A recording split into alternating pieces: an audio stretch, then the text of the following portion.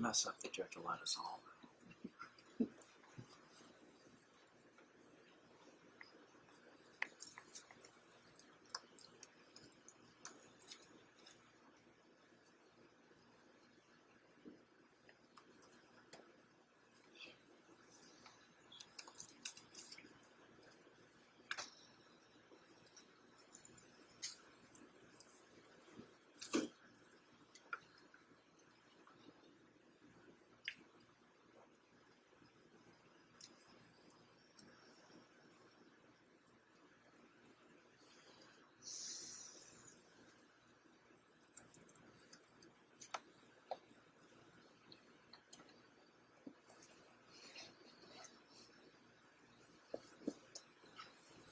All right. Thank you very much. Good afternoon, everybody.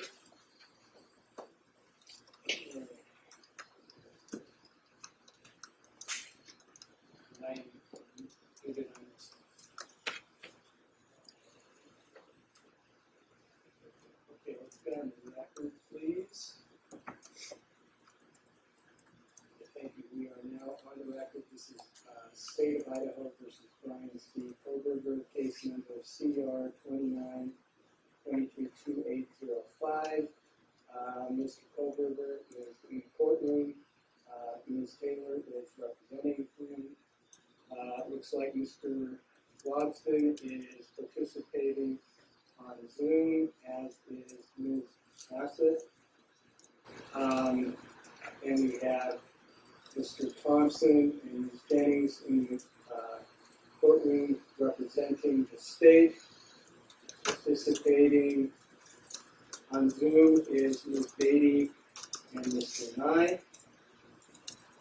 Also representing the state, I've got Ms. Engler is the court reporter. She's participating on Zoom.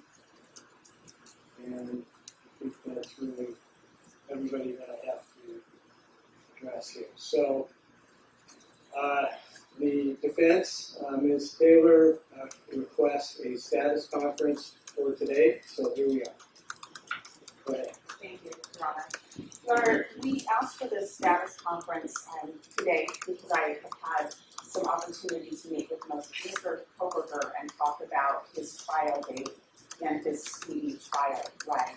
Your Honor, we're here today to ask the court to continue the trial setting, and Mr. Kohberger is prepared to waive his right to a speedy trial. Your Honor, there are a couple of things that I need to place on the record. One can come after the court takes his waiver, but one I can talk to come before the court takes his waiver. Your Honor, as the court knows, we will file a number of motions to strike the death penalty and Idaho's senior capital punishment. Because we're here today to waive speedy and ask the court to continue, I think the court and counsel ought to know that one of the motions that we will be filing is a motion to strike the death penalty because it places Mr. Kohberger in a position where he has to choose between two rights. One, that being the right of the speedy trial, or the other right to effective assistance of counsel. I didn't want that to come filed later and have it be any surprise that I knew it was coming, it will be coming, that motion will be coming. And for us to stand up and request a continuance and waive speedy today. The rest can be placed on the record after the court's questions. Thank you, Ms. Taylor. Well, you heard all that, Mr. Kohberger? Yes? Yes. And is that the case that you want to waive your speedy trial rights? Yes. Do you understand that those rights are statutory in Idaho, also protected by the United States Constitution and the Idaho Constitution? Yes. You understand that if you waive, you're waiving really forever in this case. So if we were to push this out, this case, and then something else happens that allows us or requires us to push it out a little farther, you can't claim your right to a speedy trial at that point. You understand that? Yes. So have you had enough time to discuss this with Ms. Taylor? I have. Is anybody pressuring you to waive your speedy trial rights? No.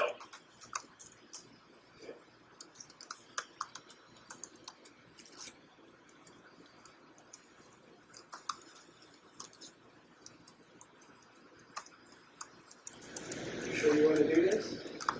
Absolutely. Okay. You agree with this, Ms. Taylor? Your Honor, I do agree with this. I do not believe counsel can be effective by October 2nd. The entire case, if we should end up in a part 2 of this trial, our investigation is not complete.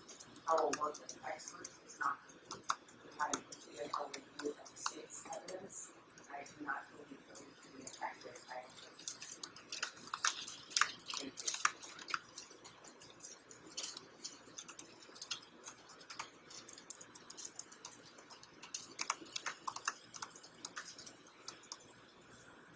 Is Mr. Kohberger willing today to write, to sign his name and for you to sign your name on a waiver of speedy trial? Your Honor, I can tell you that I did not prepare Mr. Kohberger for that, and that would be because I am not familiar with this court's practice. I expected we would waive in open court today, and that would be sufficient. I'm happy to take a look at it.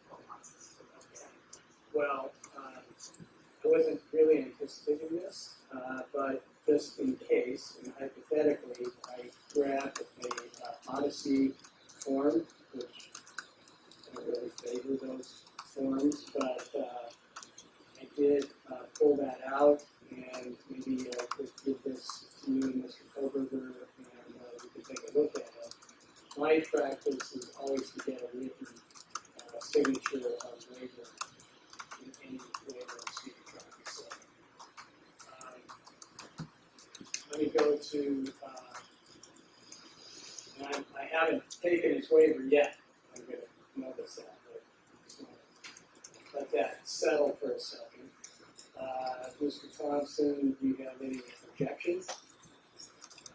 No, Your Honor.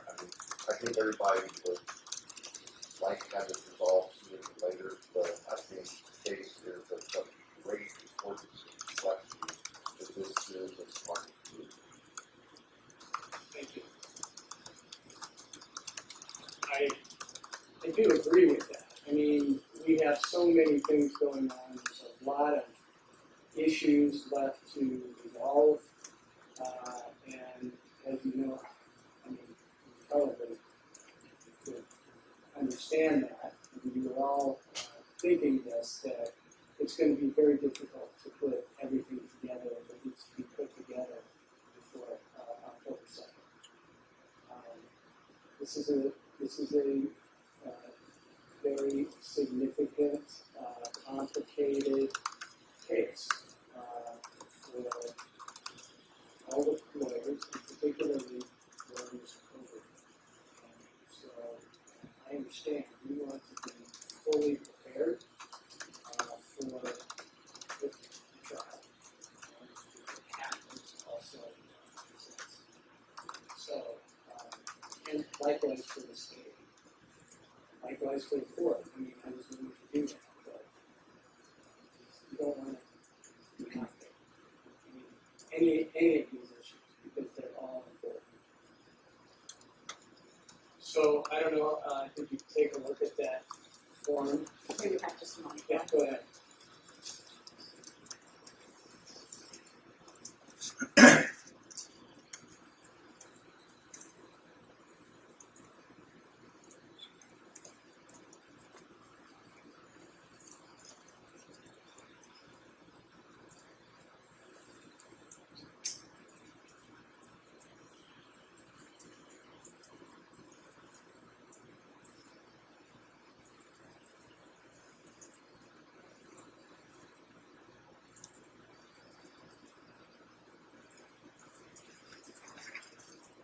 Thank you.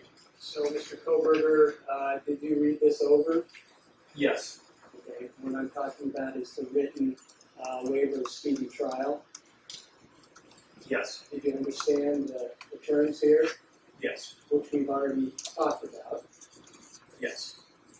And you agree with the signing of the form waiver of speedy trial, Ms. Taylor? I do not. Okay, so Mr. Kohberger, do you want me to accept your waiver? Yes, I do. Okay, and you understand that if I accept your waiver, you're giving up your constitutional right under the United States Constitution and the Idaho Constitution on a constitutional right of speedy trial? I understand. Do you understand that if I accept your waiver, you're also giving up your Idaho statutory right to a speedy trial? Yes. That is within 6 months of your arraignment. Yes.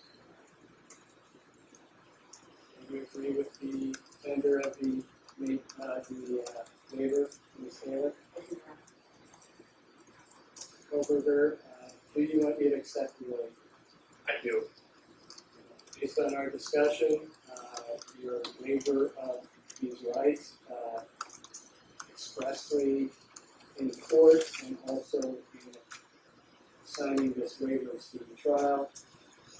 Also, you are tendering these waivers on advice of counsel. I will accept your waiver of speedy trial. I find that your waivers knowing, intelligent, voluntary, and there's actually good cause to recognize that. Given what I heard from your counsel, Thompson, and my clients. So, with that, we can talk about resetting this. I'm prepared to do that today. Sarah? Your Honor, I would say that we are not prepared to choose the trial date today. And that brings me to kind of the second part of what I wanted to talk to the court and counsel about today. We currently have September 1st as the date for the motion to dismiss the grand jury indictment. Our deadline to file our challenges will be today, and we're prepared to file those today. Our hope is that that particular hearing date, we'd like to keep it, both challenge the grand jury indictment, and also there are 2 additional motions that we're going to be filing, and we're hoping that we can have those heard. After that time, after we've heard the motions, we'd be in a position to meet with the state if they desire and talk about a reasonable trial setting. My preference would be to have us discuss that and reset the trial one time and not do this a number of times and worry about getting subpoenas out and worry about calling. That would be my request. The other deadlines that are in place right now on the court's scheduling order, I think those would be appropriate for us to talk about and the state and the defense and perhaps suggest for the court to order a different scheduling order than the one that exists. We just simply want to keep the grand jury indictment challenge date because that's soon, and having the court's decision on that will largely impact what comes next. If the court will allow, I'd like to briefly address the other 2 motions that are coming and have not been filed today. Sure. Okay. Your Honor, we will be filing a motion that has to do with media in the courtroom, particularly the cameras in the courtroom. And that motion should be filed by the end of the day or first thing tomorrow. That comes from some things that happened last week. The other motion, Your Honor, has to do with what happens to witnesses that the defense might call. The court will recall that Gabriela Vargas testified last Friday in our hearing. Last night, she was visited by 2 FBI agents and interrogated about her testimony at the timing of her declaration. That, in our view, impacts Mr. Kohberger's due process rights and his rights to effective assistance of counsel, and that motion will also be filed later today or first thing tomorrow. Any objection to hearing this here, the motion along with these 2 more motions to be heard on September 1, Mr. Johnson? I don't believe so, Your Honor, having not seen exactly what the motions are, but understanding they're fairly straightforward, I would think that we could do that. If we look at the motions, we have issues with race support Ms. Taylor. I will, for the record, since Ms. Taylor has brought up the situation with Ms. Vargas, give court and counsel background. Over the weekend, Ms. Vargas, after she testified, engaged in some electronic communications with others in the genetic genealogy field. Those indicated, as it was reported to the investigators, to our investigators, that she was rebated on some of the things that she testified to in court. When we heard of that, I reached out to the investigators and said, can we find out what's going on? And the FBI indeed undertook an investigation. And preliminary reports are that Ms. Vargas claims that some of what was in her declaration, she inadvertently agreed to or signed without fully reading it. We're documenting that so we can expose it to Ms. Taylor and to the court, because I think it goes directly to what happened last week. That's the only reason that she was contacted, because it was reported to us that she was retracting some of what she had testified to and what was in her declaration. And we felt in fairness we need to uncover that quickly. There was no other motive, no other motivation for this. I just wanted to came to the court. Mr. Your Honor, that's certainly different than the information that I received. I would have been happy to be advised about that, but I'm not sure that's accurate. I mean, I'm sure that's what Mr. Thompson heard. I'm not standing here calling him a liar, but the quality of the information he's received, I'm not sure that's entirely accurate. My hope is that these two FBI agents that were at Ms. Vargas' home last night, hopefully they reported everything that they talked to her about, and that should resolve the issue of that. Good. We'll hear about it at the hearing. That's how we sort these things out. Yeah. So, back to a change of the scheduling order. I mean, I think it does make some sense to redo that.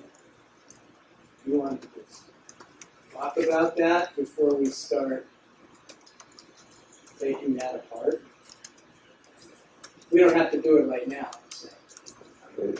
Judge, the state's position would be is that the court vacate the October trial date, vacate the scheduling order, let us get through what we're going to do on the 1st, and then let's talk and see if we can come to an agreement. If not, allow the court to set a date for a trial that's realistic, and then have a scheduling order generated that reflects the time preparing for trial and is useful for both parties to do what they need to do. Is that acceptable, Ms. Taylor? Yes, Your Honor, I agree. We should get through the hearing on first, and then we're happy to meet with Mr. Thompson in his office and discuss an appropriate trial date. That counsel can talk about some of those things before we're taking it back to the court. Yes. I fully support it. So I'm vacating the trial, October 2nd, and I'm vacating the scheduling order except for September 1st. Okay? So accepted Mr. Kohberger's waivers, speedy trial. I have maybe a personal issue to discuss with you. First of all, I wanted to tell you I'm getting requests for excuses already from potential jurors, and what I'm doing is not excusing anybody at this point. I'm the commissioner, jury commissioner is just collecting those. And then we're going to do those excuses on the record with you. Okay, I think that's appropriate in a case like this. Does that make sense, Ms. Taylor? So, the excuses are from potential jurors. They may be needed. I mean, these are expanding the panel. Okay. Okay, because I was thinking that I need a lot more potential jurors to show up. Objection to me excusing myself. I never thought I'd actually face that. But, I mean, I don't think I could be a juror in this case. I would agree, Your Honor, that the image of the court going from the jury box, that is It's entertaining. it is, but I understand and I would have no objection to it. Thank you. I thought about that, like going back and forth. I might get tired. But, Mr. Thompson? It makes perfect sense for the court to excuse itself. It's odd, but it is logical. But I felt kind of awkward thinking that I would do that in a talk to everybody. We would not want to confuse with pardoning yourself, though. Right, of course. Always with an open mind. Yes. All right. Anything else we need to address today? Ms. Taylor? No, Your Honor. Mr. Thompson? No. All right, well, thank you all, and have a good rest of your week. We're adjourned.